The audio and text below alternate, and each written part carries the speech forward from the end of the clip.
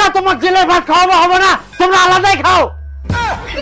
কিরে বেটা, খুব তো ভাষণ দিলু, ভালোভাবে সংসার করলেই হল, ভালোভাবে থাকলেই হল, আর এখন ভিন্নভাবে আলাদা খাবেন, খুব মজা নাকি? হারামজাদা দেখি শুনি ভালোভাবে বিয়া দিবে জানো না, ওই পালাই নিয়েছিল, এখন ঘাড় ধাক্কা দিয়ে বার করাই দিম, তাহলে বুঝে পাবো কত ধানে কত চাউল। 10টা ধানে 10টা চাল হবে,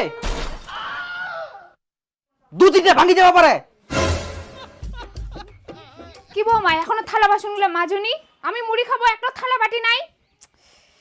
আরে বাবা আমি তো কাজ করছি, আপনি যতক্ষণ আমাকে বলতে আসে ততক্ষণ তো একটা মেজে নিতে পারতেন। যান মেজে নিন।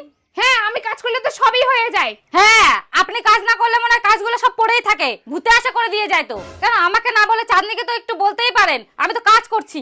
কি থালা বাসন মাজবো? ওটা কি আমার কাজ? সকাল সকাল কাউ কাউ লাগাই দিছে, একটু ঘুমায় শান্তি নাই। বাড়িতে কি হচ্ছে তে? এত চেঁচামেচি, হাট খোলা শোনা যা।